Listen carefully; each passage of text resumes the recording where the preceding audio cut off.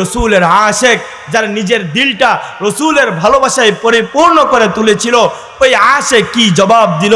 আল্লাহু আকবার। ওই আশেক জবাব দিল, না, আবু জাহেল আমার মাকেও মারে নাই, আবু জাহেল আমার বাবাকেও মারে নাই, আবু জাহেল আমার বংশের কাউকেও কোনো ক্ষতি করে নাই, কিন্তু আমি শুনেছি এই আবু জাহেল আমার রসুলকে অনেক বেশি কষ্ট দিত।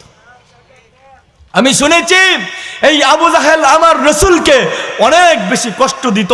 আমার রসুল যখন নামাজে দাঁড়াইতো, আমার রসুলের শরীরের উপরে উটে নাড়ি বুড়ি দিয়া রাখতো।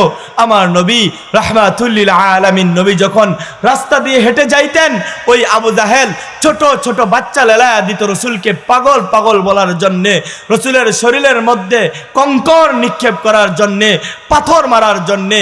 আমি শুনেছি এই আবু জাহেল রসুলকে হত্যা করার জন্যে নানা চক্রান্ত আর ষড়যন্ত্র করেছিল।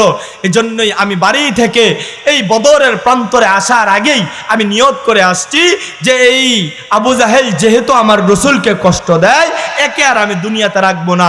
প্রয়োজনে যদি আমার শাহাদাতের মৃত্যু হয় হবে, তারপরেও আমি আর তাকে দুনিয়াতে রাখবো না।